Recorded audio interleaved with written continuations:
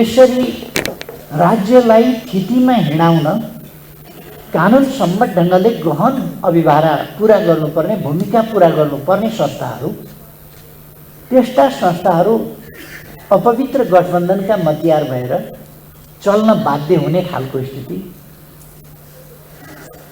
यी हामीले देखेका छौँ। यस्ता कुराहरूलाई पनि रोक्नुपर्ने अवस्था छ। राज्यका अङ्गहरू अगाडिदेखि कतै जथाभावी दबाब दिएर कहीँ अलिकति दबाब अनुसार चलेन भने तिनलाई त्रास र आतङ्कभित्र राखेर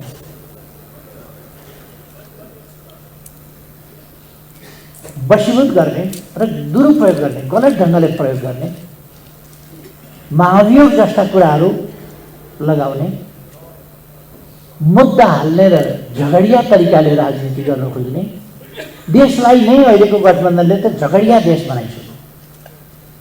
संवैधानिक प्रश्नहरूको मुद्दा, सरकारबारे मुद्दा, सरकारले हार्ने मुद्दा, सरकारले जित्ने मुद्दा, सरकार विघटन हुने मुद्दाबाट, सरकार बन्ने मुद्दाबाट, प्रधानमन्त्री हटाइने मुद्दाबाट, प्रधानमन्त्री छानिने मुद्दाबाट, अरू थुप्रै कुराहरू हुने मुद्दाबाट कस्तो देश बन्नला? यस देशमा अरू विषयको त पढाइ बन्द गरे हुन्छ कि क्या हो कानुन पाए। त्यस अवस्थामा यो गठबन्धनले पुर्याउन लागिसकेको छ। र अब यी सबै कुराको समाधान समयमा निर्वाचन गराउनु हो। समयमा हामीले निर्वाचन गराउनु पर्दछ र समयमा निर्वाचन गराउँदा देशभक्त सरकार, त्यस निर्वाचनको परिणामबाट साँचो अर्थमा देशभक्त सरकार, राष्ट्रवादी सरकार, देशका निम्ति काम गर्ने सरकार र लोकतन्त्रका निम्ति काम गर्ने सरकार, लोकतन्त्रको रक्षा, सम्वर्धन, विकास, साँचो अर्थमा लोकतान्त्रिक अभ्यास र लोकतन्त्र आफैमा अभ्यास मात्रै होइन,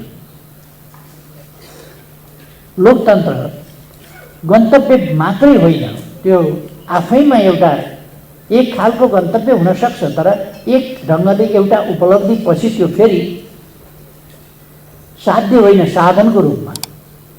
त्यस लोकतन्त्रलाई देशको हित र जनताको हितमा अधिकतम प्रयोग गर्ने,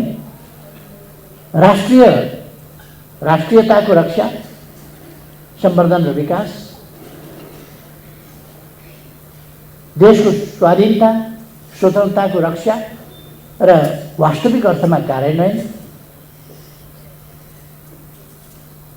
लोकतन्त्रको मूल्य मान्यता सहित संविधानको रक्षा र कार्यान्वयन, राज्यका अङ्गहरू आफ्ना ठाउँमा आफ्ना ढङ्गले प्रभावकारी र जिम्मेवार ढङ्गले स्वच्छताका साथ क्रियाशील हुन्, त्यस ढङ्गले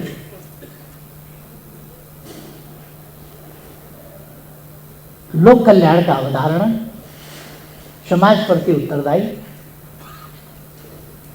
सामाजिक सुरक्षा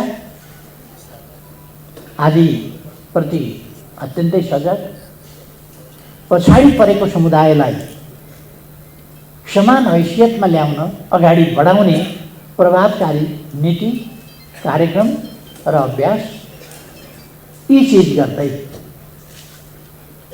समाजमा शान्ति सुव्यवस्था, सामाजिक सद्भाव, सद्भावमा आधारित राष्ट्रिय एकता र एकताबद्ध प्रयासबाट आर्थिक विकास, एकातिर आर्थिक विकासका लागि भौतिक पूर्वाधारको विकास र अर्कातिर सामाजिक पूर्वाधारको विकास, त्यसै गरेर हाम्रो अर्थतन्त्रका समग्र क्षेत्रहरू, कृषि होस्, उद्योग होस्, व्यापार वाणिज्य होस्, पर्यटन होस्, सेवाका क्षेत्रहरू हुन् अथवा अरू शिक्षातर्फका स्वास्थ्यतर्फका क्षेत्रहरू हुन्, यी सबै कुराहरूलाई ध्यान दिएर देशको अर्थतन्त्रलाई ओह्रालो जानबाट रोकेर बिग्रिने असफल हुने स्थितितर्फबाट रोकेर सकारात्मक दिशातर्फ अर्थतन्त्रलाई फर्काउने त्यो सोच भएको, त्यो चिन्तन भएको, श्रीमती अघि सार्ने, शाला अघि सार्ने, आफन्त अघि सार्ने अनि केही पार्टीका नाउँमा केही व्यक्तिहरूको लुटको राज बनाउने त्यस्ता खालका अवस्थाबाट देशलाई मुक्ति दिन जरुरी छ। देशले समृद्धिको, विकासको, लोकतान्त्रिक अभ्यासको जुन लय समातेको थियो,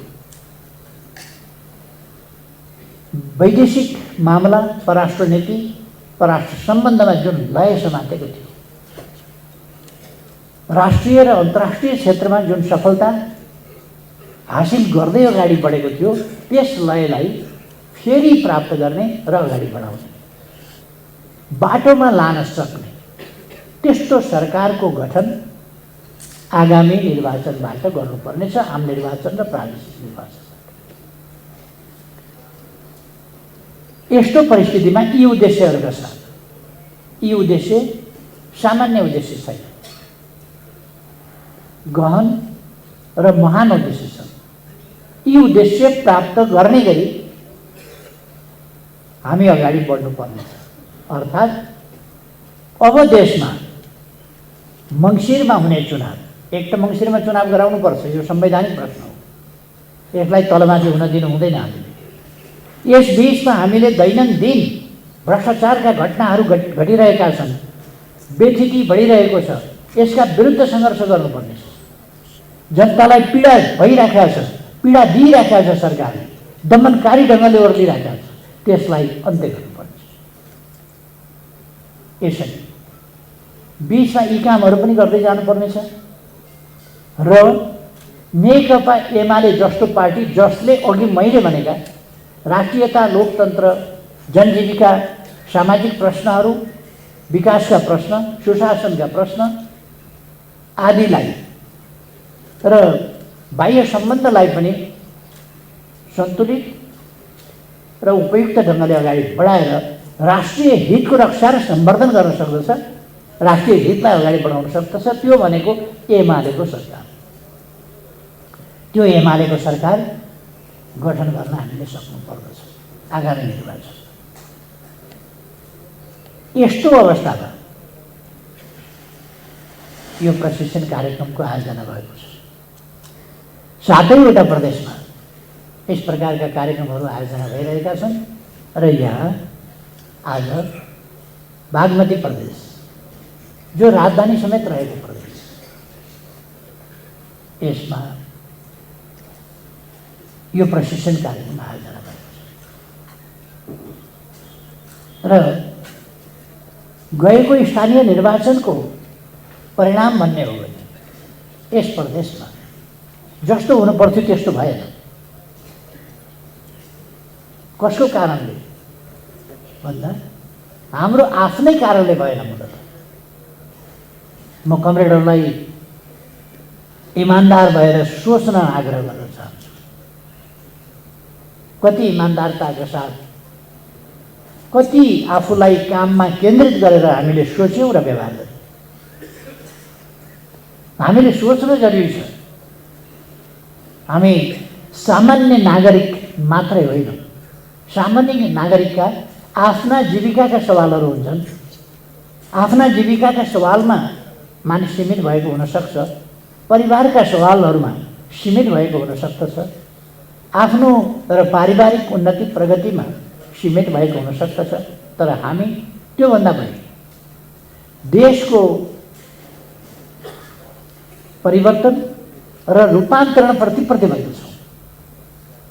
समृद्ध नेपाल, सुखी नेपाली आफै बन्दैन, हामीले बनाउनुपर्छ। त्यस उद्देश्यप्रति हामी समर्पित छौँ। त्यसो भएर आम मानिसको भन्दा हाम्रो फरक पृथक जिम्मेवारी छ। त्यो जिम्मेवारी पुरा गर्न हामीसँग त्यो प्रतिबद्धता चाहिन्छ, त्यो जिम्मेवारी पुरा गर्न त्यो अनुशासन चाहिन्छ, त्यो इमान्दारिता चाहिन्छ, त्यो सङ्कल्प चाहिन्छ।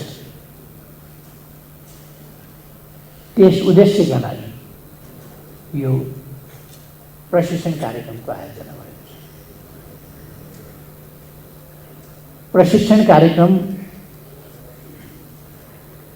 साधारणतया पार्टी स्कुलले नियमित रूपमा पार्टी स्कुल सञ्चालन गर्छ, प्रशिक्षण कार्यक्रमहरू सञ्चालन गर्छ र यो पार्टी स्कुल र प्रशिक्षण कार्यक्रमहरूको एउटा लामै इतिहास छ।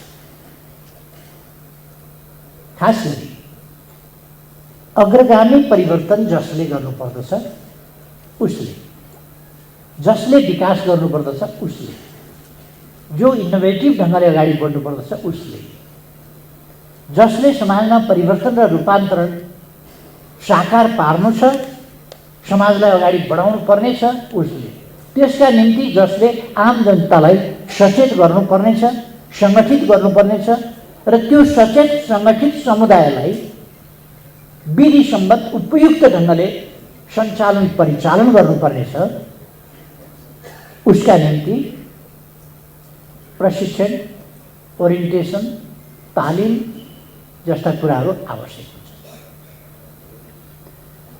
यो तीनटै कुराको अर्थ फरक छ। शिक्षा, तालिम, प्रशिक्षण, ओरिएन्टेसन, यी कुराहरू फरक फरक कुरा हो। शिक्षा भने शिक्षा, तालिम, प्रशिक्षण र अभिमुखीकरण, यी फरक फरक कुरा हो। आज हामी अलिकति अभिमुखीकरण, अलिकति तालिम, यो मिश्रित प्रोग्राम भइरहेको छ। अरू विषयगत विषयहरूमा बुँदागत ढङ्गले प्रशिक्षकहरूले यहाँहरू समयसे विषय प्रस्तुत गर्नुहुनेछ।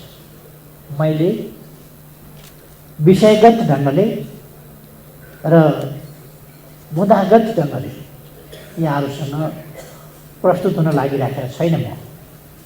म ओरिएन्टेसनको हिसाबले हामी कहाँनिर छौँ र अब कता जाने हो, के गर्नुपर्दछ, यतापट्टि मात्रै म केही कुरा राख्छु। यसै त प्रशिक्षण एक ढङ्गको भन्ने हो भने यो म्यानेजमेन्टसँग सम्बन्धित कुरा पनि हो र म्यानेजमेन्टको हिसाबले भन्ने हो भने लामो समयदेखि म्यानेजमेन्टको सम्बन्धमा लामो समयदेखि आधुनिक म्यानेजमेन्ट, यस सम्बन्धमा विचारहरू बनाउने र म्यानेजमेन्ट कसरी अगाडि बढाउने भन्ने सन्दर्भमा चिन्तन भएका छन्। र मूल रूपमा हामीले भन्ने हो भने 18औं शताब्दी जहाँ आधुनिक पुँजीवादका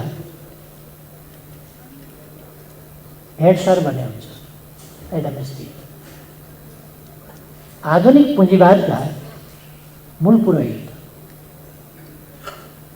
एडम स्मिथ, उनले 1776 सायद एउटा पुस्तक लेखे यो मोडर्न म्यानेजमेन्टको सम्बन्धमा र डिभिजन अफ लेबरदेखि लिएर डिभिजन अफ वर्कदेखि लिएर अनेक थ्योरीहरू, मोडर्न म्यानेजमेन्टका थ्योरीहरू उनले अगाडि सारे। त्यसपछि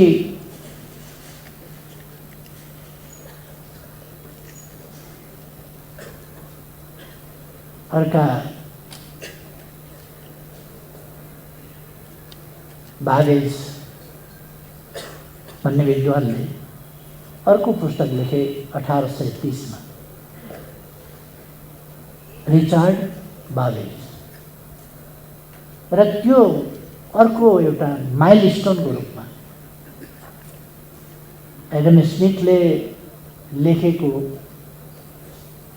ग्रन्थभन्दा अझ बढी व्याख्यात्मक ढङ्गले उनले मोडर्न कुराहरू एडम स्मिथका कुराहरूलाई लिएर समेत गरेर त्यसपछि अल्बर्ट ओवेन भन्ने अर्का विद्वानले लेखे। यसरी थुप्रै विद्वानहरूले पुँजीवाद के हो, पुँजीवाद किन आवश्यक छ, पुँजीवाद किन श्रेष्ठ छ, किन श्रेष्ठ सिद्धान्त हो, नाफाको सिद्धान्त यो उत्प्रेरक सिद्धान्त हो भन्ने व्याख्या उनीहरूले गरे।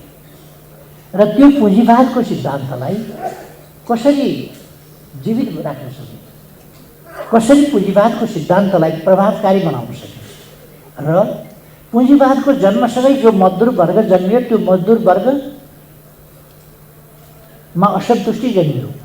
पुँजीवाद त नाफामूलक यो बजारमुखी अर्थतन्त्र आदि इत्यादि यिनै विद्वानहरूले डेभलप गर्दै गए। र यिनले अर्को कुरा के भन्यो भने शोषण मात्रैलाई ध्यानमा राख्यौ भने यो सिस्टम कल्याप्स गर्छ। यो विद्रोहको अगाडि यो कारण शोषण मात्रै होइन, यसको आधुनिक व्याख्या गर, यसलाई फरक ढङ्गले म्यानेज गर। अब मानवतावादी ढङ्गले म्यानेज गर। मानव एउटा सामाजिक प्राणी हो, human is a social animal. उनीहरूले यो थ्योरी गर्थे, त्यो सोसल एनिमल हो। त्यस कारण यसलाई त्यही ढङ्गले विचार गर, यसलाई इन्सेन्टिभ देऊ, यसलाई प्रोत्साहित गर। असाधारण ढङ्गको असह्य जीवनबाट अलिक सह्य बाँच्न सक्ने खालको बनाऊ। गर्दै गर्दै चाइल्ड लेबरको अन्त्यदेखि लिएर अनेक कुराहरू। र यसै प्रसङ्गमा अनेक मजदुर आन्दोलनहरू अर्गनाइजेसन यो सङ्गठनको सन्दर्भमा पुरानो हिस्ट्री, कमसेकम शासक समुदाय, दास मालिकहरू हौँ या सामन्तहरू हौँ अथवा पुँजीपतिहरू हौँ, जो शासनमा छन् या जो सम्पत्तिका मालिक छन्, उनीहरूले शासनको व्यवस्थापन र सम्पत्तिको व्यवस्थापन कसरी गर्नुपर्छ भन्ने सम्बन्धमा चिन्तन पनि गरे, बाटाहरू निकाले, तरिकाहरू निकाले र नयाँ नयाँ सिस्टम, दास सिस्टमबाट त्यसलाई सामन्ती सिस्टमतर्फ विकास गरे। सामन्ती सिस्टमलाई त्यहाँ पनि सिस्टमको कुरा आयो, त्यहाँ पनि म्यानेजमेन्टको कुरा आयो। र त्यो सामन्ती सिस्टम फेरि पुँजीवादी सिस्टममा विकास हो। त्यो पुँजीवादी सिस्टमलाई फेरि एकातिर ठुलो आय आर्जनवाला व्यवस्था, त्यो प्रणाली ठुलाहरूका लागि त्यो पनि कायम राख्नु पर्यो। उत्पादन पनि बढाउनु पर्यो, उत्पादकत्व पनि बढाउनु पर्यो, असन्तुष्टि घटाउनु पर्यो। मजदुरहरूलाई सकेसम्म कसरी विद्रोहमा जान नदिने गरी सन्तुष्ट राख्ने हो त्यो काम गर्नु पर्यो। चेन अफ कमान्डदेखि लिएर चेन अफ कमान्ड सबै कुरा अर्डरमा राख्ने, हायरार्की आदि यी सबै सिस्टमहरू चाहिँ एडम स्मिथदेखि यता म्यानेजमेन्टका सिद्धान्त, क्यापिटलिस्ट म्यानेजमेन्टको सिद्धान्त, मोडर्न सिद्धान्त। सबभन्दा पहिले त एडम स्मिथले जसरी क्यापिटलिजमको व्याख्या सुरु गरे, उनले त्यसको उत्कृष्टताको वकालत गरे। त्यसै गरी कसरी म्यानेज गर्नु त, सिस्टम कसरी म्यानेज गर्ने, इन्डस्ट्री कम्पनीहरू कसरी म्यानेज गर्ने र ओनर र लेबरका बिचको सम्बन्धलाई कसरी म्यानेजेबल हुने गरी म्यानेज गर्ने, त्यो अनम्यानेजेबल भएर विस्फोट नहोस्, यसका लागि म्यानेजमेन्टका सिद्धान्तहरू आए। यी भए क्यापिटलिजमका म्यानेजमेन्टका सिद्धान्त। यो सँगसँगै एउटा लेबर क्लासले, वर्किङ क्लासले पनि बुझ्दै गयो र जो पीडित छ वर्ग, त्यस पीडित वर्गले पनि बुझ्दै गयो यो त मैले अघि नै भने पहिले भन्ने गरेको छु, अघि नै भने भन्दा पहिले भन्ने गरेको छु। 2000 यो ईसा पूर्व 70 मा स्पार्टाकस विद्रोह दमन भएको थियो, अन्त्य भएको थियो। अथवा ईसा पूर्व 70 भनेपछि अहिलेभन्दा 2092 वर्ष अगाडि। त संगठनको बल, संगठन के हो, संगठन किन आवश्यक छ? शासकहरूले शासन कसरी गरे भन्दाखेरि एकजुट भएर, सङ्गठित भएर शासन गरे। दासहरूको ठुलो सङ्ख्या छ, तर थोरै दास मालिकहरूले उनीहरूलाई पज्याए। थोरै दास मालिकहरू उनीहरूको शासक कसरी भए भन्दा उनीहरूले सङ्गठन गरे, सेना बनाए। त्यसरी त्यो सङ्गठित शक्ति र सकेसम्म तालिम प्राप्त, सकेसम्म एउटा मिलिट्री अर्गनाइजेसन, आदेश, चेन अफ कमान्ड, सब चिज अर्डरमा, हायरार्की सहित त्यो बनाएर नै हामीलाई राज्यलाई उनीहरूले हेरे स्पार्टाकसले। त्यसो गरेपछि यसबाट हामी पनि सङ्गठित भएर गयो भनेदेखि त यत्रो ठुलो सङ्ख्याले किन सक्दैनौँ भने। तर यिनीहरूसँग विपन्स चाहिँ कमजोर थिए, सङ्ख्या त यिनीहरूको थियो, लडाकु पनि यिनीहरू थिए। तर केही समयको सङ्घर्षपछि, केही महिनासम्म ठुलो सङ्घर्ष भयो, त्यसपछि उनीहरूको सङ्घर्ष पराजित भयो। अथवा हिस्ट्रीमा धेरै महत्त्वपूर्ण, धेरै ठुलो सङ्घर्ष, एक ढङ्गले भन्यो भने प्रतिरोध सङ्घर्ष सङ्गठित गरेर परिचालन गरेको देखिन्छ ईसा पूर्व 70 भन्दा अगाडि। 70 मा त त्यो टुङ्गियो। अथवा ईसा पूर्व 70 अहिलेभन्दा 192 वर्ष अगाडि दमित भएको त्यो आन्दोलनले बुझेको देखिन्छ कि समानताका हकका प्रश्नहरू र त्यसको प्राप्तिका निम्ति उद्देश्यमा सङ्गठित भएको सङ्गठित सशक्त जमातको आवश्यक छ र जसले सङ्घर्ष गर्न आवश्यक छ, अनि मात्रै उसले केही प्राप्त गर्न सक्छ भन्ने कुरा। तर त्यो दबेपछि पुँजीवादी शक्तिहरूले अझ नयाँ तरिकाहरू कि दास विद्रोह हुन नपाओस् त्यसका निम्तिका अनेक प्रयासहरू गर्दै गए र दासलाई मोहीमा परिणत गर्ने र जो जमिनहरू छन् ती जमिनमा काम लगाउने, दासलाई मोहीमा परिणत गर्ने सामन्ती हो त्यतातिर धकेले। त्यसमा पनि उही सङ्गठित शक्तिले असङ्गठित किसानहरूलाई, रैतीहरूलाई दबाउने काम। त्यसबेला पनि जागिरमा यो खेतमा काम गर्ने मोहीहरूलाई जागिर भन्ने, जागिर पायो भनेको खेत पायो भन्ने चलन थियो। जागिर शब्द सायद त्यसै बेलादेखि सुरु भएको र यसरी यो अभ्यास हुँदै आयो। र मैले अघि भने यो सङ्घर्षलाई दबाउने एकातिर इन्डस्ट्रियल म्यानेजमेन्ट, अर्कातिर स्टेट म्यानेजमेन्ट। जहाँ पनि यो म्यानेजमेन्टको कुरा आउँछ, म्यानेजमेन्टका लागि जुन ठाउँको म्यानेजमेन्ट गर्ने हो, के चिजको म्यानेजमेन्ट गर्नु छ, त्यस अनुसारको त्यहाँ शिक्षा, त्यहाँ तालिम, त्यहाँ प्रशिक्षण र त्यहाँ ओरिएन्टेसन त्यस अनुसारको आवश्यक हुन्छ।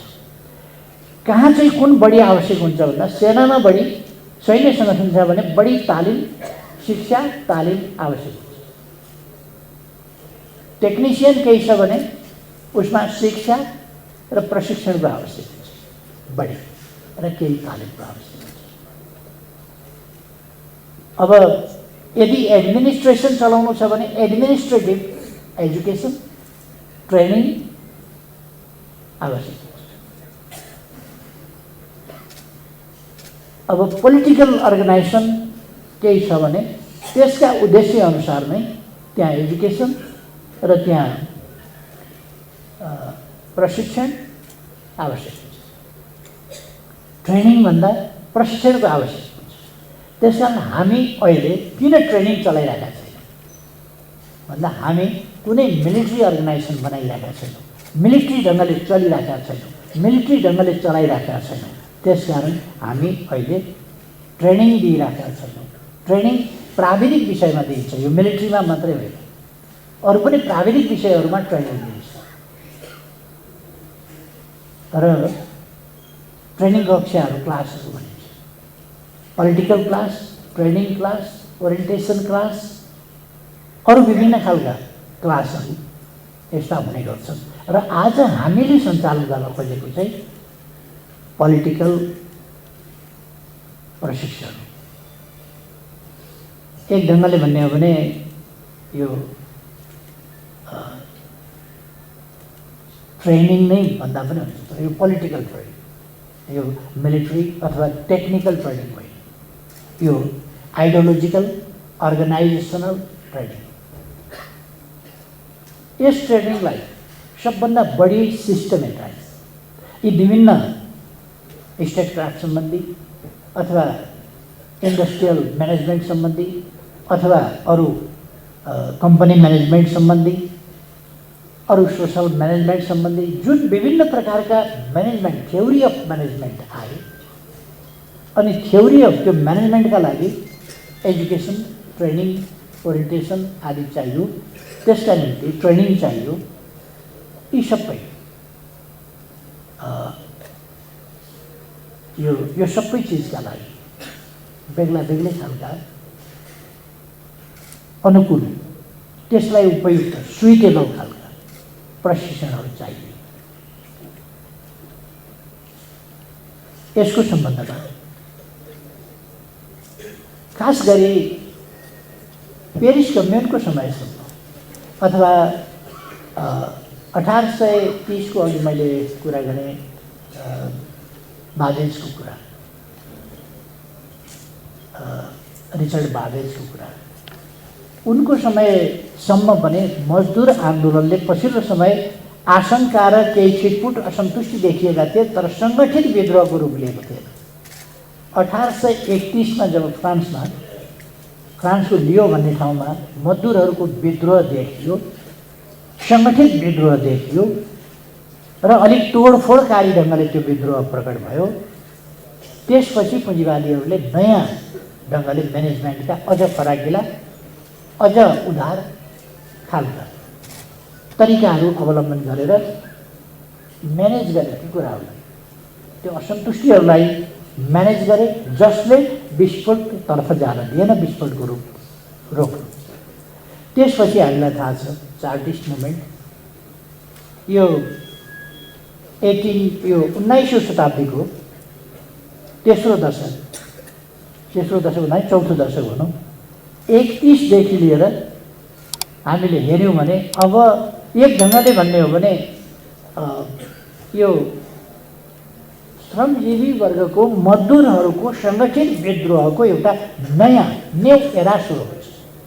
त्यसबाट 19औं शताब्दीको चौथो दशकबाट 1831बाट त्यसपछि चार्टिस्ट आन्दोलन सुरु हुन्छ। त्यसपछि त्यो चार्टिस्ट आन्दोलन आफ्नो ठाउँमा अलग प्रकारको छ, तर फेरि त्यसले समाजलाई एउटा खलबली पैदा गरिदिएको छ चार्टिस्ट मुभमेन्ट। त्यसपछि 1848 मा मार्क्स एङ्गेल्सहरूद्वारा कम्युनिस्ट घोषणापत्र जारी हुन्छ र त्यसपछि 1848 र 52 का ठुला विद्रोहहरू हुन्छ। 1871 मा पुग्दा पेरिस कम्युन, यद्यपि त्यो स्वतःस्फूर्त किसिमको थियो, यद्यपि त्यो राष्ट्रियताको आन्दोलनको सन्दर्भमा पेरिस बचाऊ, फ्रान्स बचाऊ त्यस अभियानमा केन्द्रित थियो र त्यो अलिक स्वतःस्फूर्त खालको थियो। तर त्यसले एउटा नयाँ सन्देश प्रदान गर्यो दुनियाँमा कि सर्वसाधारण श्रमिक वर्गले, खास गरी मजदुरहरूले, महिला र पुरुष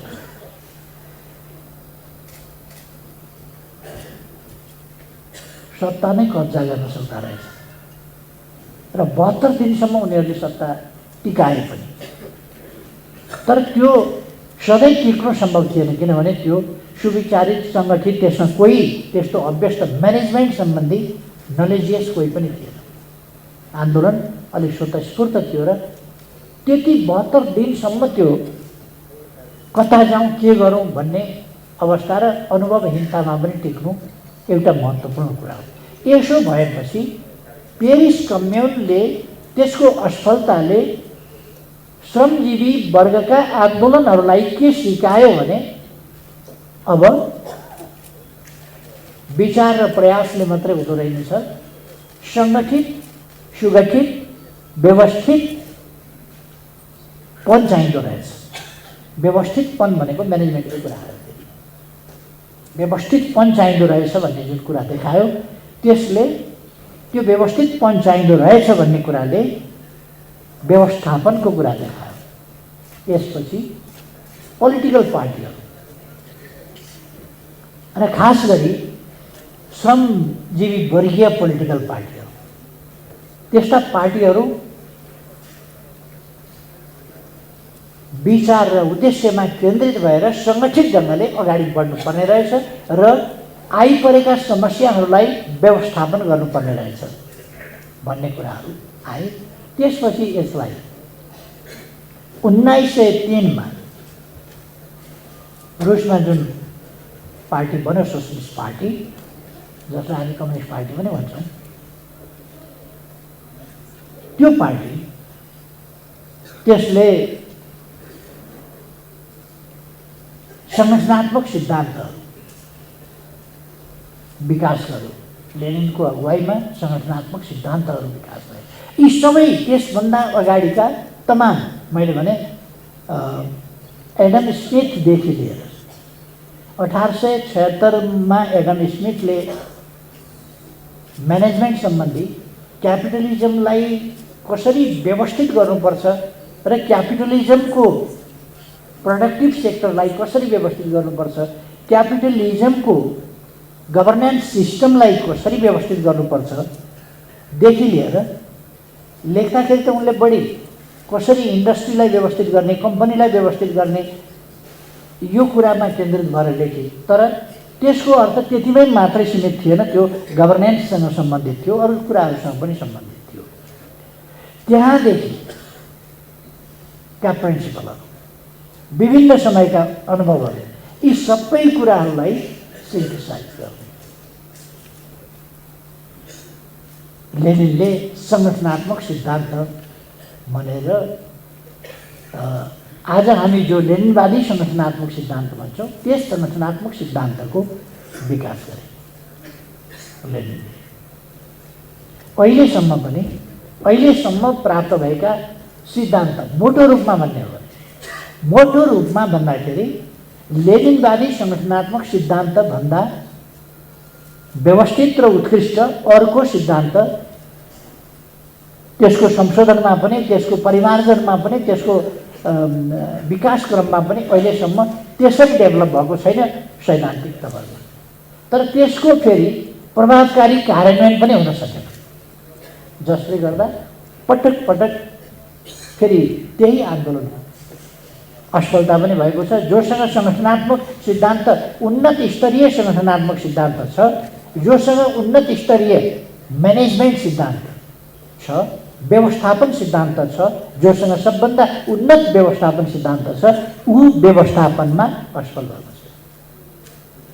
हाम्रो प्रशिक्षणले यहाँनिर म प्रशिक्षक साथीहरूलाई आग्रह गर्न चाहन्छु, यसमा खोजी गर्न जरुरी छ। सबभन्दा बढी व्यवस्थापनको सिद्धान्त लेफ्टहरूसँग हुने, कम्युनिस्टहरूसँग हुने, लेनिनिस्टहरूसँग हुने, तर लेनिनवादीहरूकै चाहिँ व्यवस्थापन भत्ताभुङ्ग हुने। अनि एउटा कहानी फेरि सुरु हुन्छ, फेरि कहानी आज तपाईँहरूले अखबारहरूमा सञ्चार माध्यमहरूमा सुन्नुभयो होला, एउटा फेरि एकताको एउटा अभियान, फेरि अर्को फुट आइहाल्छ नि, अर्को फुटका लागि फेरि एकताको अभियान सुरु। त्यो जुट्नका लागि होइन, अर्को फुटका लागि एकताको अभियान सुरु। तपाईँहरूले सुन्नुभयो होला यो खालको अभ्यास। अथवा जोसँग उन्नत विचार छ, उन्नत सिद्धान्त छ, उही त्यसमा असफल हुन्छ। यसका पछाडि हामीले के हो कम्युनिस्ट, के हो वामपन्थ, यस कुराप्रति सजग हुन जरुरी छ।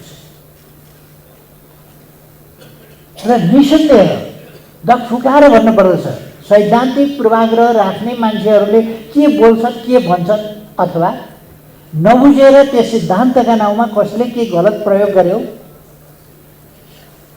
त्यो बेग्लै कुरा हो। मान्छेले संसारमा यस्ता पनि मान्छे भन्न नसुहाउने आमा मार्नेहरू, बाउ मार्नेहरू, श्रीमती मार्नेहरू, छोराछोरी मार्नेहरू पनि देखिया छ नि त,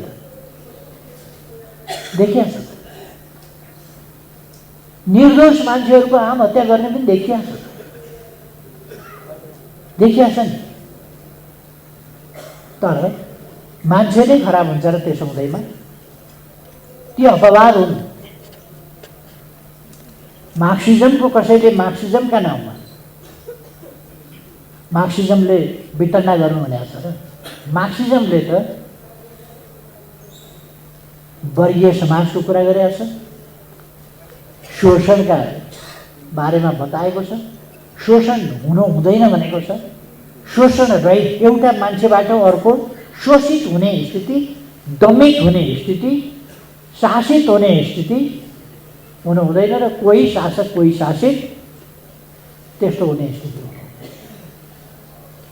र गभर्नमेन्ट, सरकार भनेको शासक होइन। सरकारलाई शासक ठान्ने अथवा सरकारमा पुगेपछि आफूलाई शासक ठान्ने प्रवृत्ति यो लोकतान्त्रिक प्रवृत्ति हो। झन् साह्रो जनवादी प्रवृत्ति त हुनै सक्दैन। शासन समाजलाई सुव्यवस्थित गर्ने संयन्त्रको नाम, विधिको नाम। यसको संरचनागत पक्ष छ, विधिगत पक्ष छ। त्यसकारण कस्तो संरचना मार्फत, कस्तो विधि मार्फत देशको भलो, जनताको भलो, जनताको उन्नति, समाजमा शान्ति, सुव्यवस्था, न्यायको समाज, कानुनको राज कसरी बनाउन सकिन्छ भन्ने कुरा हो। नपढेका नबुझेकाहरूले मार्क्सको दार्शनिक पक्ष, जसको आइन्स्टाइनले त खण्डन गर्न सकेनन्, गरेनन्। आइन्स्टाइनले यतिसम्म भने भगवानको बारेमा के भन्नुहुन्छ, दुनियाँमा भगवानको बारेमा चर्चा छ, ईश्वर छ भन्छन्। के हो भन्दा मलाई त्यति जानकारी छैन ईश्वरको बारेमा। यदि ईश्वर छन् भने सबभन्दा न्यायपूर्ण समाजको परिकल्पना गर्छन् होला, त्यसो भने कार्ल मार्क्स होला ईश्वर भनेको।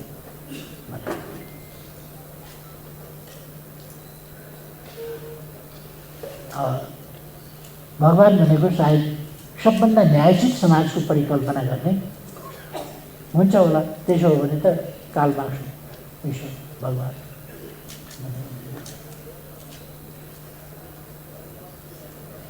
अथवा मार्क्सवादी फिलोसफीलाई सर्वश्रेष्ठ वैज्ञानिकले खण्डन गर्न सकेका छैनन् फिलोसफीको हिसाबले, दार्शनिक हिसाबले। अब ऐतिहासिक भौतिकवाद, द्वन्द्वात्मक भौतिकवादी हिसाबले कसैले खण्डन गर्न सकेका छैन। ऐतिहासिक भौतिकवादी हिसाबले डार्विनको विकासवादी सिद्धान्त त्यो आफ्नो ठाउँमा छ। डार्विनको विचार ठ्याक्कै विकासवादी सिद्धान्त अस्वीकार गर्न सकिँदैन। तर विकासवादी सिद्धान्त हरेक चिजमा विकासवादी सिद्धान्त नै लागू हुन्छ भन्न सकिँदैन। प्राणीको सन्दर्भमा, जीवको सन्दर्भमा, अथवा खास गरी मानव जाति र मानव जातिको विकासको सन्दर्भमा डार्विनले जे भनेका छन् त्यो विकासवादी सिद्धान्त लागू पनि हुन्छ, तर बाँदरबाट मान्छे बन्नु जस्तो कुरा चाहिँ नहुन पनि सक्छ भन्ने कुरा। अबका बाँदर कहिले मान्छे होला त भन्दा त्यो सम्भव छैन। उहिले बाँदरै थिएर मान्छे भएका हुन् त भन्दा त्यो पनि सम्भव देखिँदैन। त्यो आफ्नो ठाउँमा छ। यसले विकासवादी सिद्धान्तको खण्डन गर्दैन र विकासवादी सिद्धान्त सही छैन भन्ने होइन, तर सर्वत्र लागू हुन्छ। सर्वत्र विकासवादी एउटा सिद्धान्त सबैतिर लागू हुन्छ भन्ने कुरा पनि भन्न सकिँदैन। यस सम्बन्धमा अझ अध्ययन छलफल आवश्यक छ। कुनै निष्कर्ष निकालिहाल्नु अप्ठ्यारो हुन्छ। सन्दर्भमा अनेक वैज्ञानिक खोज अध्ययन अनुसन्धानहरू भइराखेका छन्। त्यसमध्ये हामी आफ्ना इन्डिपेन्डेन्ट विश्लेषण गर्न सक्छौँ र दृष्टिकोण राख्न सक्छौँ।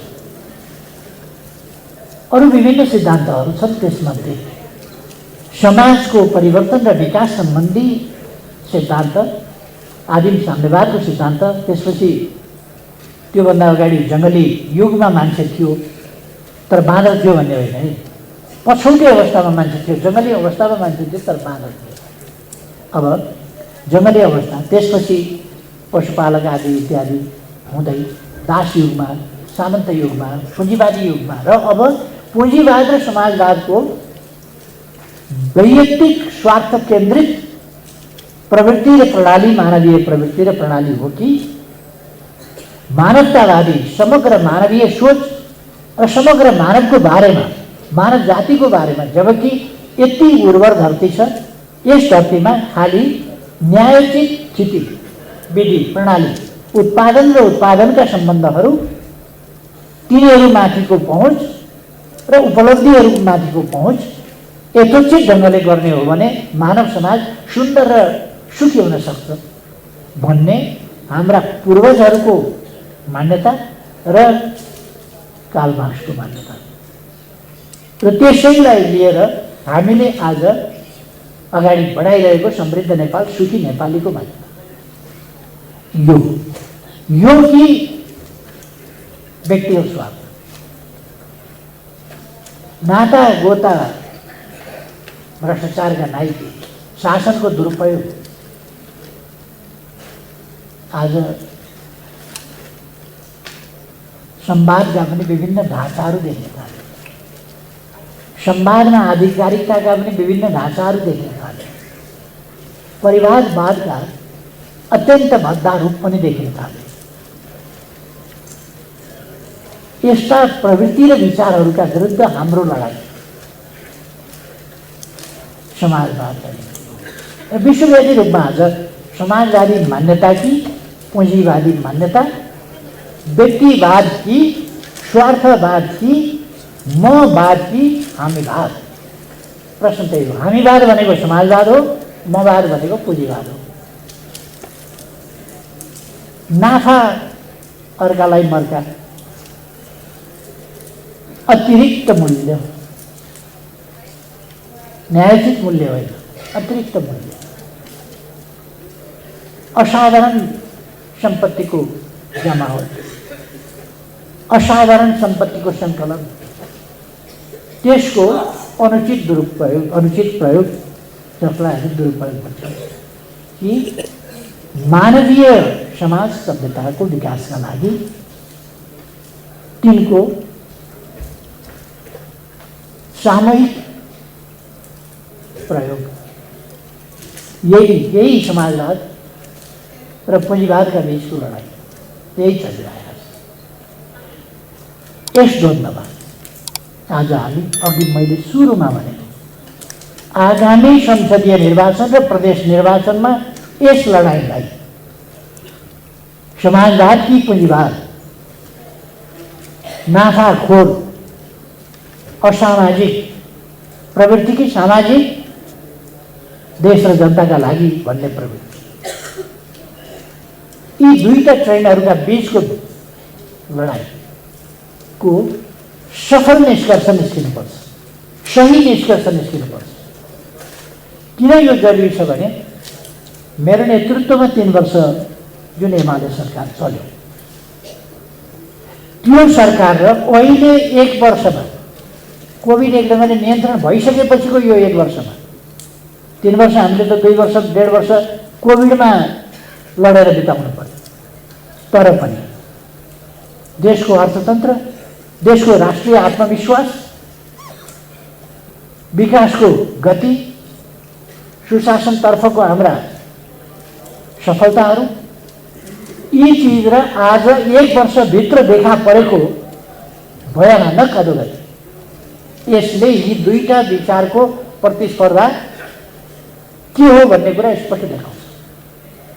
त्यसकारण अब हामीले समाजवादको आधार तयार गर्ने हाम्रो अभियानलाई अगाडि बढाउनका लागि एमालेको बहुमतको सरकार चाहिन्छ। बहुमतको सरकार। आज हामी लेनिनवादी संगठनात्मक सिद्धान्त भन्छौँ। अघि मैले भनेका पुँजीवादी म्यानेजमेन्ट सम्बन्धी, पुँजीवादी संगठन सञ्चालन सम्बन्धी, पुँजीवादी कम्पनी सञ्चालन सम्बन्धी सिद्धान्तहरूले पनि के भन्छ भने हायरार्की हो। कुनै पनि चिज अर्डरमा हुनुपर्दछ, डिभिजन अफ वर्क हुनुपर्दछ। हाम्रो पनि डिभिजन अफ वर्क छ, हामी हरेकको जिम्मेवारी छ। तर आफ्नो ठाउँमा हामी कति प्रभावकारी ढङ्गले आफ्नो जिम्मेवारी पुरा गरिरहेका छौँ। हामी अध्यक्ष भएका ठाउँमा हामी हाम्रो जिम्मेवारी कति प्रभावकारी ढङ्गले पुरा गरिरहेका छौँ। हामी सदस्य भएका ठाउँमा, हामी संयोजक भएका ठाउँमा, हामी इन्चार्ज भएका ठाउँमा, हामी सचिव भएका ठाउँमा, हामी उपसचिव भएका ठाउँमा, आफूले लिएको जिम्मेवारीका ठाउँमा कति ध्यानपूर्वक जहाँ जहाँ पुग्नुपर्ने हामी त्यहाँ पुगेका छौँ कि छैनौँ, राख्नुपर्ने बैठकहरू हामीले राखेका छौँ कि छैनौँ, व्यवस्थित ढङ्गले कामलाई अगाडि बढाएका छौँ कि छैनौँ, व्यवस्थित ढङ्गले समय समयमा मिटिङ बस्ने गरेका छौँ कि छैनौँ, ती मिटिङ एजेन्डा सहित बस्ने गरेका छौँ कि छैनौँ, एजेन्डा उपयुक्त एजेन्डाको छनौट गरेका छौँ कि छैनौँ। उपयुक्त एजेन्डाको छनौट गरेको छ भने ती एजेन्डाहरूमा हामीले अब कसरी अगाडि जाने, कुन मितिसम्ममा कति उपलब्धि हासिल गर्ने, त्यो हासिल गर्नका लागि कसले के जिम्मा लिने। सामूहिक निर्णय कमिटीले गर्छ, बसेर गर्छ निर्णय, तर सामूहिक निर्णय हुन छोडेको छ। सामूहिक निर्णय हुने गर्छ पार्टीमा, हुनुपर्दछ। सामूहिक निर्णय कम हुने गरेको छ। व्यक्तिगत जिम्मेवारी वहन गर्नुपर्दछ, त्यो त झन् साह्रो गर्न छोडिएको छ। व्यक्तिगत जिम्मेवारी वहन गर्न छोडिएको छ। कतिपय ठाउँमा लज्जाजनक स्थिति छ। हामीलाई पार्टी सदस्य, पार्टीको कमिटीको जिम्मेवार व्यक्ति भनेको जिम्मा लिएको व्यक्ति, फलानु कामको जिम्मा लिएको व्यक्ति हुँ भन्न लाज हुने खालको स्थिति। मैले उल्लेख गर्ने नै हो भने एक ठाउँ एउटा पालिकाको एउटा वडामा त्यहाँ पार्टी कमिटी छ, वडा कमिटी छ, पार्टी सदस्यहरू छन्, जनसङ्गठनहरू छन्, जनसङ्गठनका कमिटी छन्, जनसङ्गठनका सदस्य छन्, सबै छ। वडा कमिटी 39 जनाको छ। त्यहाँ पार्टीको वडा कमिटी 39 जनाको छ। मातहतमा सदस्यहरू थुप्रै छन्, जनसङ्गठनहरूका कमिटी छन्, सदस्यहरू छन्। त्यहाँ पदका लागि मारामार हुन्छ। वडा कमिटी मात्रै 39 जनाको छ। तर वडाको चुनावमा अस्ति भोट चाहिँ 24 वटा भोट आयो। हामीलाई पार्टी सदस्य हुन लाज हुनुपर्छ पर्दैन। योभन्दा बेइमानी केही हुन्छ, योभन्दा निकृष्टता केही हुन्छ, योभन्दा घटिया कुरो केही हुन्छ? कम्युनिस्ट पार्टीको कार्यकर्ता भएर वडा कमिटीमा 39 जना बस्ने, 24 जनाले भोट हाल्ने, योभन्दा शर्मनाक कुरो केही हुन्छ? भोट हाल्न सकिँदैन भने कमसेकम राजीनामा गर्नु पर्दैन? म पार्टीलाई भोट हाल्न सक्दिनँ, म राजीनामा दिन्छु भन्नु पर्दैन? त्यतै इमान्दारी देखाउनुपर्छ। कमिटी 39 जनाको पार्टीको मात्रै, अरू जसले वर्गीय सङ्गठन कहाँ गए, सदस्यहरू कहाँ गए? पार्टीको वडा कमिटी मात्रै 39 जनाको भोट आउँछ 24। विचार गर्नुहोस् त, तपाईँहरूले सुन्दा कस्तो लाग्यो? गर्नेहरू पनि आउन सक्नुहुन्छ। यसरी पार्टी चल्दैन, यस्तो पार्टीले गरी खाँदैन। त्यसकारण म स्पष्ट ढङ्गले साथीहरूलाई भन्न चाहन्छु, तपाईँ हाम्रा शास्त्रहरूमा जानुहोस्, हाम्रा ग्रन्थहरूमा जानुहोस्, हाम्रा अग्रजहरूका पूर्वजहरूका जानुहोस्, अग्रजहरूका जानुहोस्, उहाँहरूका टिचिङ्स के छन्, उहाँहरूको शिक्षा के छ। मान्छेभित्र तीनवटा चिज हुन्छ आन्तरिक रूपमा, जसले उसलाई निर्धारण गर्छ। त्यसमा एउटा मति, अर्को बुद्धि, अर्को ज्ञान।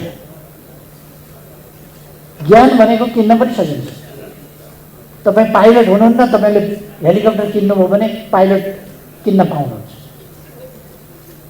तपाईँ डाक्टर हुनुहुन्न, तर तपाईँ डाक्टर किन्न पाउनुहुन्छ। तपाईँ ड्राइभिङ गर्न जान्नुहुन्न, तर तपाईँ ड्राइभर पाउनुहुन्छ। तपाईँलाई म्यानेजरियल स्किल आउँदैन, तपाईँले म्यानेजर किन्न पाउनुहुन्छ। स्यालेरी दिने हो तपाईँले, ज्ञान किन्न पाउनुहुन्छ। तपाईँलाई पुराण भन्न मन लाग्यो, लगाउन मन लाग्यो भने पण्डितजी पाउनुहुन्छ, दक्षिणा दिने कुरा हो। तपाईँले नै पण्डिताइ गर्न जान्नुपर्छ भन्ने केही पनि छैन, सक्नुहुन्छ तपाईँ। यसलाई तपाईँले प्राप्त गर्न सक्नुहुन्छ। बुद्धि पनि त्यत्रो ठुलो कुरो होइन, बुद्धि खतरनाक कुरा पनि हुन्छ। ठिकै बुद्धि सदुपयोग गर्यो भने, सकारात्मक ठाउँमा प्रयोग गर्यो भने ठिकै हो, नत्र भने बुद्धि खतरनाक पनि हुन्छ। यदि मति ठिक छैन भने बुद्धि खतरनाक हुन्छ।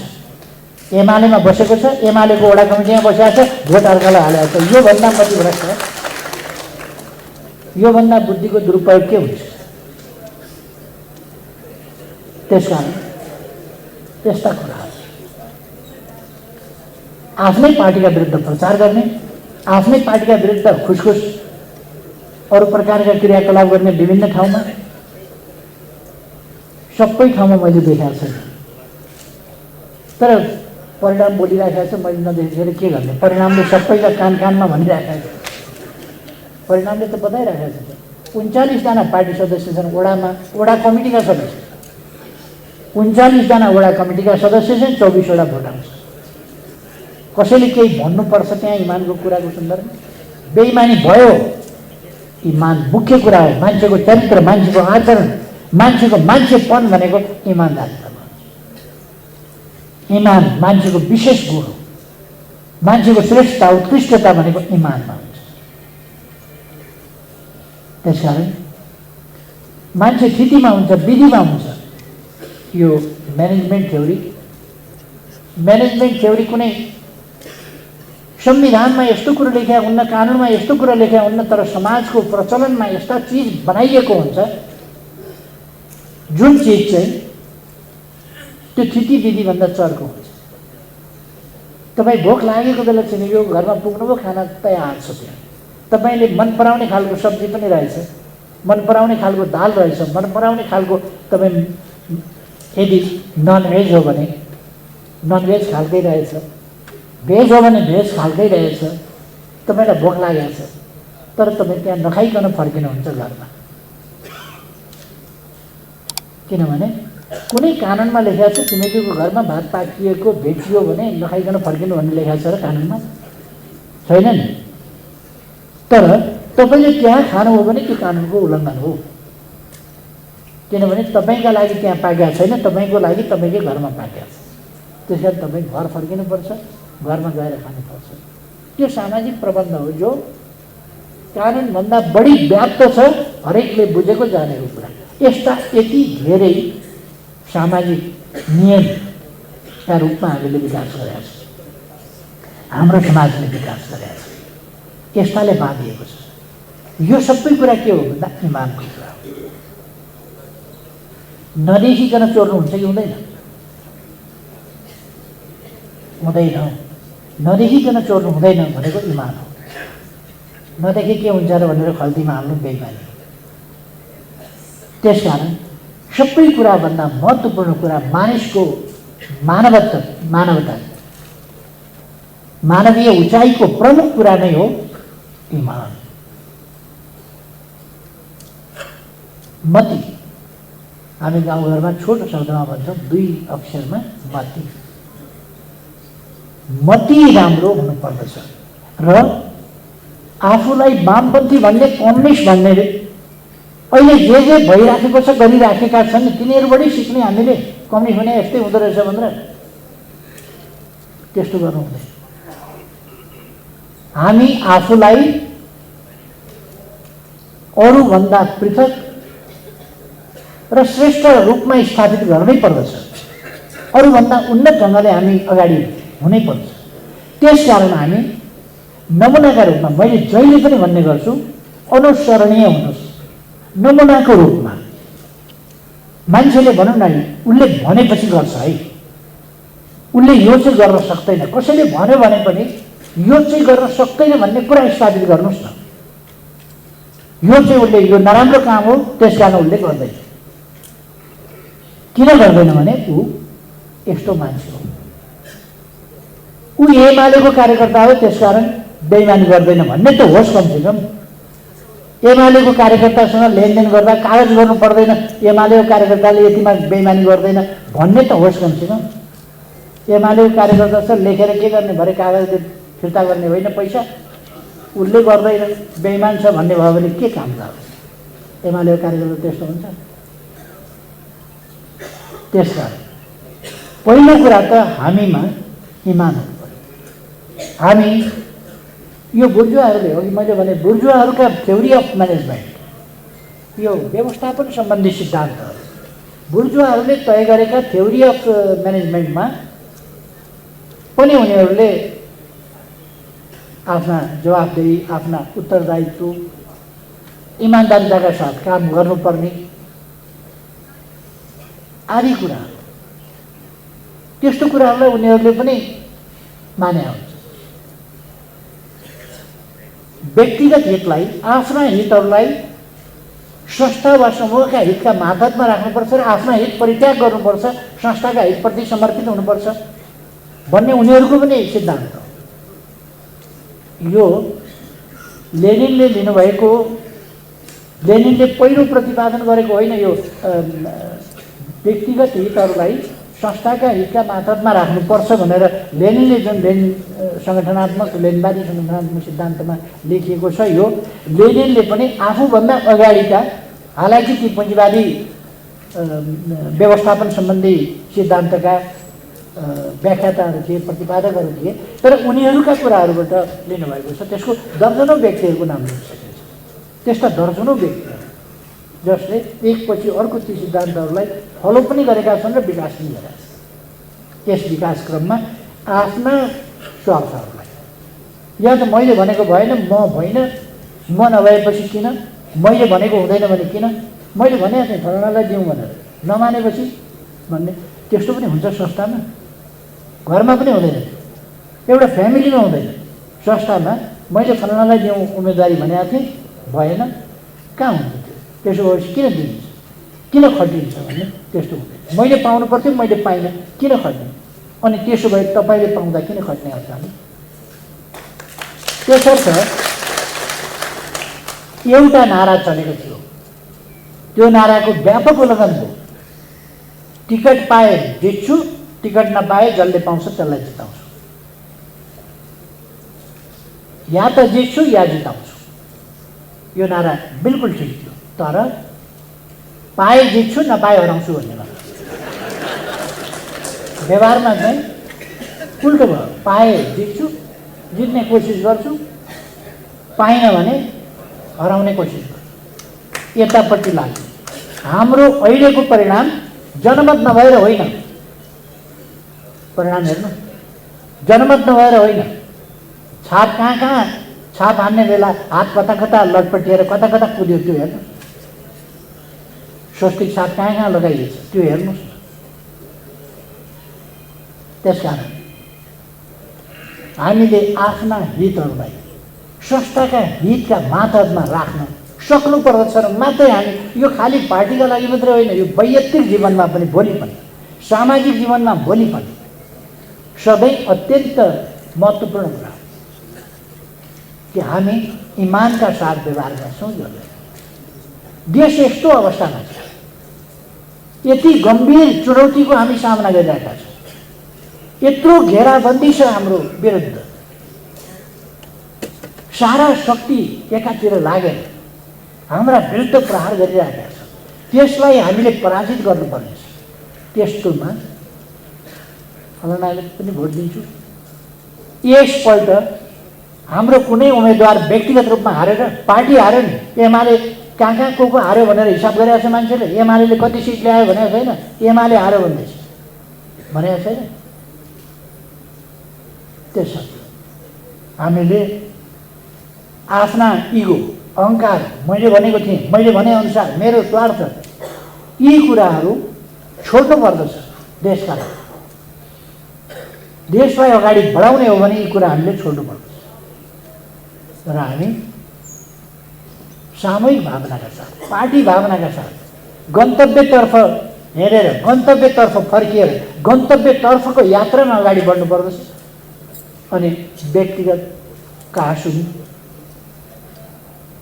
व्यक्तिगत प्रतिस्पर्धा, व्यक्तिगत ईर्षा, इगो, यस्ता कुराहरूमा अल्झिने कि हामी गन्तव्य प्राप्त गर्ने र यत्रा चुनौतीहरू छन् यिनको सामना गर्ने कि सानातिना कुरामा अल्झिने।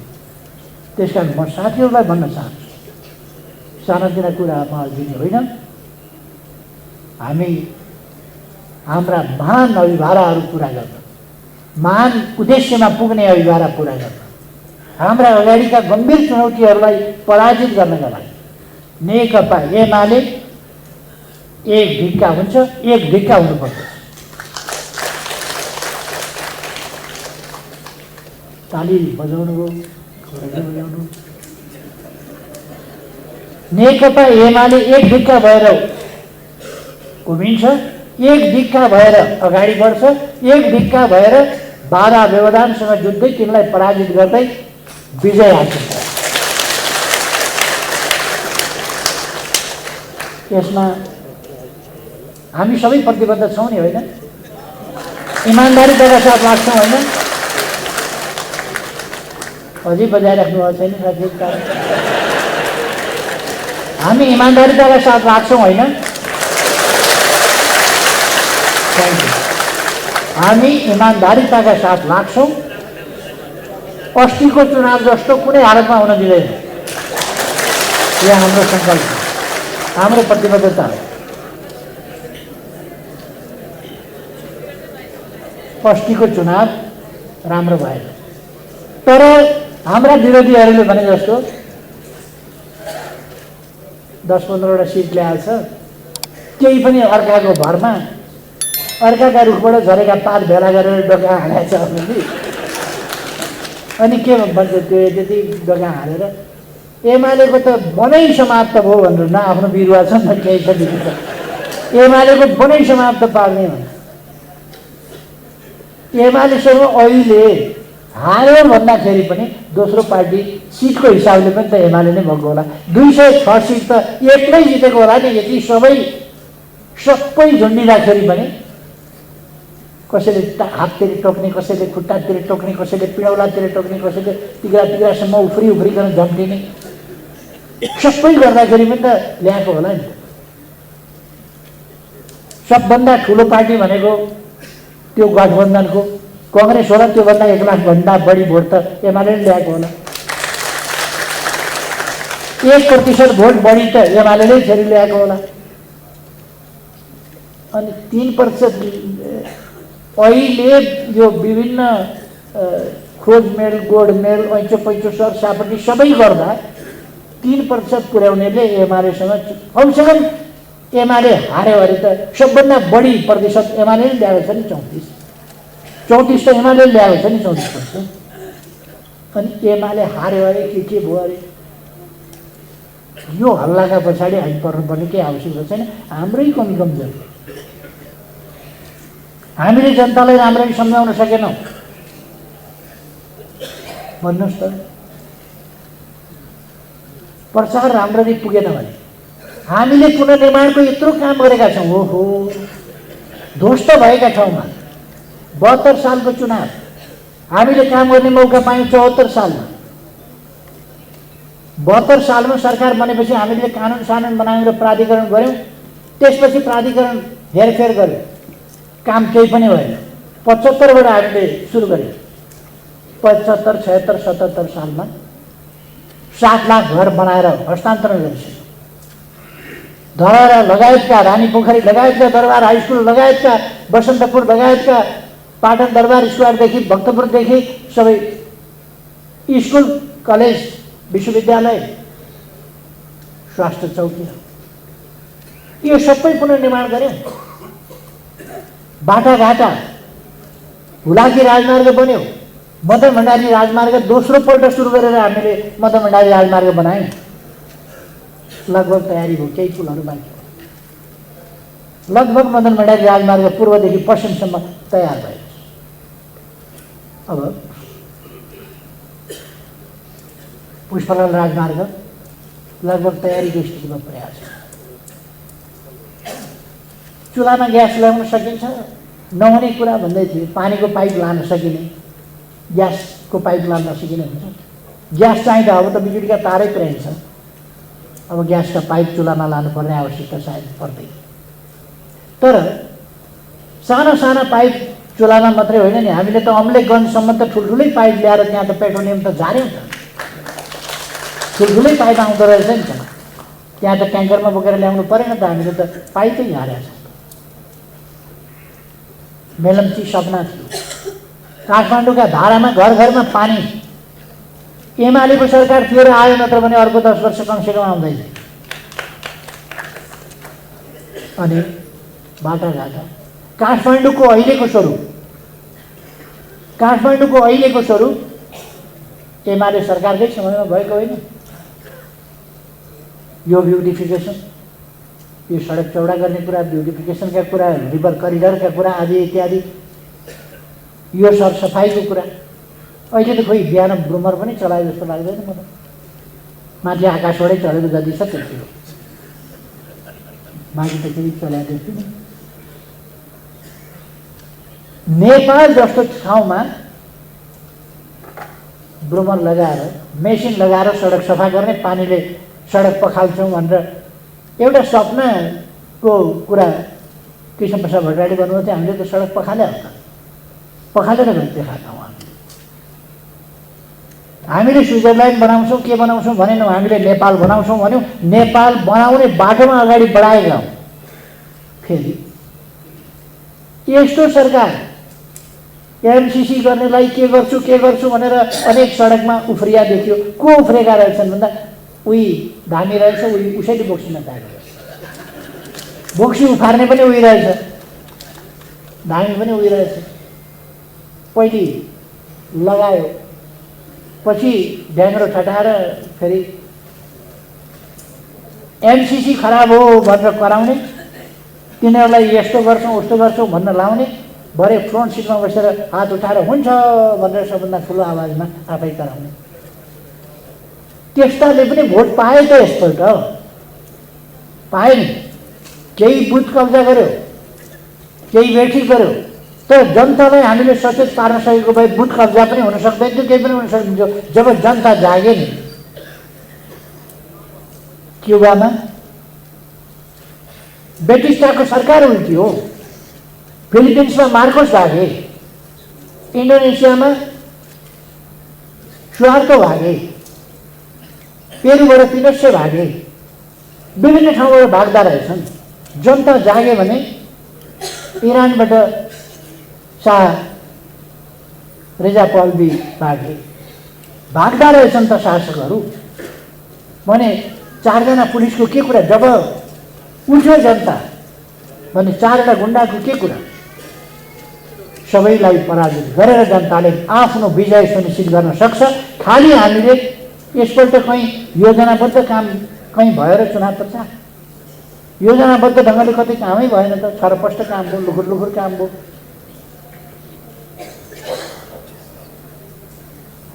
पूर्व अध्यक्ष, पूर्व मेयरले पाएन भने अनुहार उज्यालो देखिएन कहिले। संसारमा घाम डुबिहाले त होइन नि त, फेरि उदाउँछ नि त, फेरि अर्को अवसर आउँछ नि त। अस्ति पाएको यसपल्ट पाइन भनेपछि अँध्यारो हुनुपर्ने आवश्यकतै छैन, फेरि पाइहाल्यो अवसर। त्यसकारण म के भन्न चाहन्छु भने अब हाम्रा अगाडि धेरै ठुलो अभिभावक छ, हामीले पुरा गर्नुपर्ने धेरै ठुलो अभिभावक। त्यो पुरा गर्न नदिनका लागि अनेक व्यवधानहरू छन्, चुनौतीहरू छन्। सबभन्दा अगाडि त एउटा प्रतिक्रियावादी मनसाय, देशद्रोही मनसाय बोकेको भ्रष्ट गठबन्धन नामको अपवित्र एउटा चिज छ। त्यो अनेक हिसाबले हामीलाई असफल बनाउन आउनेछ, हाम्रा महान उद्देश्यतर्फ तगारो भनेर यो बिचमा आउनेछ। यसलाई हामीले मिल्काउनु पर्छ। कतिले भन्छन् यो गठबन्धन फोडौँ, समयक्रममा गठबन्धन आफै फुट्छ। स्वार्थी पुँजीवादी बाटो हिँडेर कहिल्यै एकताबद्ध हुने सम्भावना हुँदैन। यो स्वार्थको खेल हो। उद्देश्यमा गन्तव्यमा एकता होइन, स्वार्थको एकता हो यो। तसर्थ उनीहरू यो स्वार्थको एकता स्वार्थको टकरावमा बदल्छ। यो नियम हो। त्यसकारण हामीले धेरै हतार गरेर यिनीहरूको यो एकता फोड्नका लागि एकदम चाँदीको तरबार बनाउनु पर्ने केही पनि आवश्यकता छैन। यो एकता स्वार्थको टकरावबाट फुट्छ आफ्नै हिसाब। अर्को कुरा, कोसँग मिलेर कसका विरुद्ध लड्ने भन्दा उस्ताद मध्ये कोही लिएर कसैका विरुद्ध लडेर पनि के फाइदा हुन्छ। हाम्रो गन्तव्यसँग, हाम्रो उद्देश्यसँग सहकार्यमा साथै हुन नसक्नेलाई लिएर गर्नु के हुन्छ? हामीले हिजो पनि त अभ्यास गऱ्यौँ। हामीले दिएको तागत लिएर एकता एकीकरण गर्दा मैले दिएको सङ्ख्या लिएर हामीलाई त सडकमा पुर्याइदिया होइन, साधारण सदस्यबाट समेत खारिज गर्ने र भविष्यमा समेत सदस्य हुन अयोग्य हुने गरी ठहरिने गरी, भविष्यमा समेत अयोग्य ठहरिने गरी कारबाही गर्नेहरू होइन। हामीले दिएको सङ्ख्या त्यसको दुरुपयोग गरेर। त्यसकारण अस्ति मैले राष्ट्रिय सभागृहको कार्यक्रममा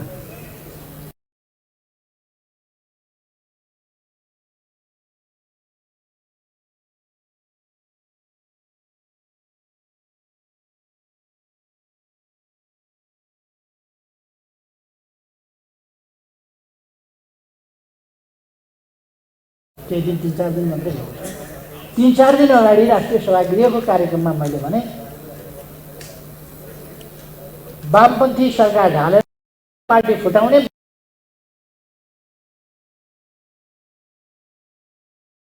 त्यसो गर्ने वामपन्थी हुन् भने त हामी त वामपन्थी त भएनौँ, किन हामीले त्यस्तो गरेका छैन।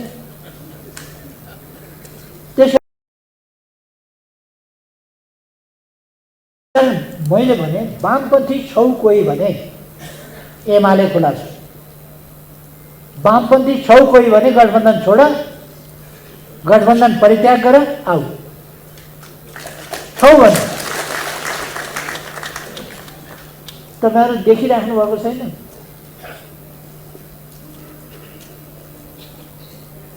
कङ्ग्रेसले कहिले कहिले यिनीहरूका गाला ठ्याम्मा हान्छ क्या, झिल्काट्ने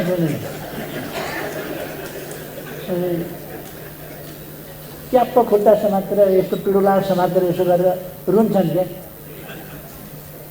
ठुलो छु भन्दैमा हामीलाई नयाँ यसरी हेर्ने हो, हेपाइ यति भयो खुट्टा छोड भनेर झड खान्छ। गठबन्धन टुट्नु हुँदैन, कुनै हालतमा टुट्नु हुँदैन। छोड्दिनँ नाइके, म छोड्दिनँ। अनि हामी त्यस्ताहरूको वामपन्थी भनेर अपेक्षा गर्छौँ। देश बनाउने कुरामा यी आउलान् लाग्लान्, यहाँ आफ्नै साथीहरू त अर्कालाई भोट दिन कुदिराखेका बेलामा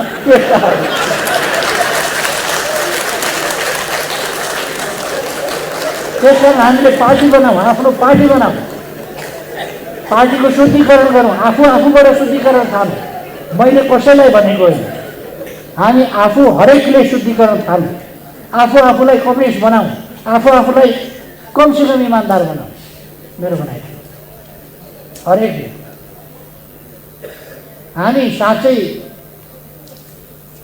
सुन्दर नेपाल, शान्त नेपाल, समृद्ध नेपाल, सुशासनयुक्त नेपाल, गरिबी नभएको नेपाल, पछौटेपन हराएको नेपाल, सबै सुशिक्षित भएको नेपाल र मान्छेका आधारभूत आवश्यकता र विज्ञान प्रविधिले अहिलेसम्म उपलब्ध गराएका आवश्यकता पुरा गर्न सक्ने खालको नेपाल, त्यो सुविधा उपभोग गरिरहेका सुखी नेपाल,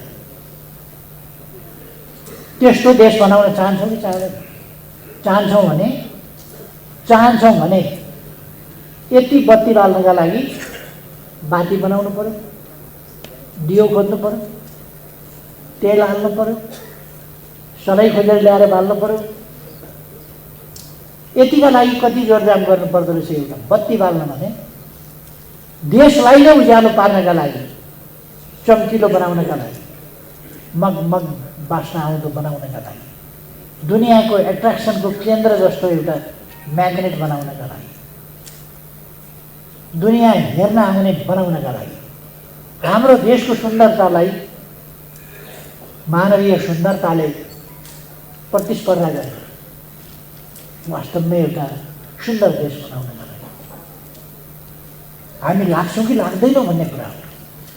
त्यस कारण म कमरेडरलाई आग्रह गर्न चाहन्छु, आज लाग्नुपर्ने कुरा त्यो हो। मुख्य कुरा आत्मअनुशासन बन्नु, इमान्दार बन्नु, हाम्रो गन्तव्यमा केन्द्रित हौँ, देशका हितलाई शिरमा राखौँ, जनताका हितलाई शिरमा राखौँ, परिवर्तनका उद्देश्यलाई, रूपान्तरणका उद्देश्यलाई शिरमा राखौँ, समृद्धिका सपनालाई शिरमा राखौँ। त्यसो गरेर अगाडि बढ्यौँ भने हामी हाम्रो सफलता, हाम्रो विजयलाई कसैले रोक्न सक्दैन। त्यसो गरेनौँ भने, हामी निम्सरा भयौँ भने, हामी आत्मविश्वास गुमायौँ भने, आफै ससाना कुराहरूमा अल्झ्यौँ भने हामी कसरी गन्तव्यमा पुग्न सक्छौँ? ससाना स्वार्थहरूमा अल्झ्यौँ भने बृहत र व्यापक एकता कसरी बनाउन सक्छौँ हामी? त्यसकारण गुटबन्दी मुर्दाबाद, पार्टीभित्र हिजो लामो समय हामीले गुटबन्दी बेहोर्यौँ, यो गुट बनाएको छ, त्यो गुट बनाएको छ। कृपया गुटबन्दी आन्दोलनको शत्रु हो भन्ने कुरा, आखिर गुटबन्दी गर्दा गर्दा मान्छे त्यो गुट सफल भएन भने त्यो गुटबन्दी र त्यो गुटबन्दीका पवित्र उद्देश्यहरू सफल भएनन् भने के गर्दो रहेछ मान्छेले? पार्टी फुटाएर हिँड्दो रहेछ। हामीले देख्यौँ नि, पार्टी फुटाएर जानु किन परेको थियो भन्दा गुटबन्दी बेसरी गरेका थिए, उद्देश्य खास थियो। स्वार्थी उद्देश्यका निम्ति गरिएको गुटबन्दी असफल भयो भने पार्टी फुटाएर जानु रहेछ। पार्टी फुटाउनको अरू कुनै कारण छ? त्यही कारण। तसर्थ पार्टीभित्र गुटबन्दी गर्नु, अर्कोको विरुद्ध अर्काले खुसी गर्यो भने उसलाई समेत राखेर कुरा गरौँ, एक्लै कुरा गर्दैनौँ भनौँ। उसका विरुद्ध उसले कुरा गर्छ खुसी भने उसलाई समेत राखेर कुरा गर्छु, एक्लै कुरा गर्दिनँ भनौँ। एउटा अभ्यास सुरु गरौँ त, गुटबन्दी नगर्ने अभ्यास सुरु गरौँ त। हामी पार्टीलाई स्वस्थ बनाएर लिएर जान सक्छौँ, एकताबद्ध बनाएर लिएर जान सक्छौँ र एकताबद्ध पार्टीलाई व्यापक र विस्तृत बनाउन सक्छौँ। अब मैले नै भने गर्ने भने प्रशिक्षकहरू हेरे त्यसकारण मैले अघि नै भने शिक्षा, तालिम, प्रशिक्षण र अभिमुखीकरण फरक कुरा हो। मैले अहिले गर्न खोजेको कुरो प्रशिक्षण होइन, अभिमुखीकरण हो। त्यसकारण अब म प्रशिक्षक साथीहरूले आफ्ना विषयहरूमा केन्द्रित भएर प्रशिक्षण सञ्चालन गर्नुहुनेछ। मैले गर्ने अभिमुखीकरण मूलतः यो हो, यसका हरेक मुद्दाहरूलाई तपाईँहरूले विस्तृतीकरण गर्न सक्नुहुन्छ। यस अभिमुखीकरणमा मैले अभिव्यक्त गरेका कुराहरूलाई तपाईँहरूले विस्तृतीकरण गर्न सक्नुहुन्छ र यसलाई कार्यान्वयन गर्न सक्नुहुन्छ। हामी पार्टी किन गरिरहेका छौँ? हार्नलाई। हाम्रा नराम्रा उद्देश्य भए हामीले हार्नै पर्थ्यो, बेठिक उद्देश्य भए हामीले हार्नै पर्थ्यो। हाम्रा उद्देश्य महान छन्, सही छन्। त्यसकारण तिनीहरू प्राप्त हुनुपर्दछ, तिनीहरू देशका निम्ति प्राप्त हुनुपर्छ, हाम्रा निम्ति होइन, जनताका निम्ति प्राप्त हुनुपर्दछ, लोकतन्त्रका निम्ति प्राप्त हुनुपर्दछ। त्यसर्थ हामीले तिनलाई असफल बन्न दिनु हुँदैन, तिनलाई सफल पार्नुपर्छ। गलत काम हामीले गर्यौँ भने असफल बनाउने कुरामा हामी लाग्या हुन्छ। सफल बनाउने कुरातिर हाम्रा प्रयासहरू केन्द्रित हुनुपर्छ। हामीले योजनाबद्ध काम गरौँ, योजना बनाएर काम गरौँ, एकताबद्ध भएर काम गरौँ। फेरि म भन्छु, निर्णय सामूहिक गर्ने अभ्यास गरौँ। सङ्गठनका बैठकहरू पटक पटक बसौँ। हरेक जनसङ्गठनले तलसम्म, घर घरसम्म, टोल टोलमा सङ्गठन, घर घरमा सदस्य। खास गरी मैले अखिल नेपाल महिला सङ्घलाई भनेको छु, टोल टोलमा सङ्गठन, घर घरमा सदस्य। अरूका लागि सम्भव छैन भने पनि पार्टीका लागि सम्भव छ, अनेम सङ्घका लागि सम्भव छ। अनेम सङ्घले त्यो सम्भव बनाउन सक्छ र यो केही महिनाभित्र टोल टोलमा सङ्गठन, घर घरमा सदस्यको अभियान हामी हरेक सङ्गठनले सञ्चालन गर्नुपर्छ। त्यसमा पनि अखिल नेपाल महिला सङ्घले यसलाई बढी प्रभावकारी ढङ्गले बनायो छोडिदियो होइन, सदस्यता दियो छोडिदियो होइन, सङ्गठन बनायो छोडिदियो होइन, त्यसलाई गतिशील बनाउने योजनाबद्ध ढङ्गले काम। यस तरिकाबाट अगाडि बढौँ। हाम्रो विजय निश्चित छ।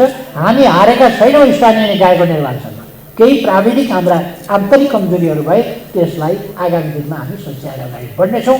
यही सङ्कल्प गरौँ भन्ने म साथीहरूलाई आग्रह गर्न चाहन्छु र आफ्नो भनाइ टुङ्ग्याउँछु। धन्यवाद।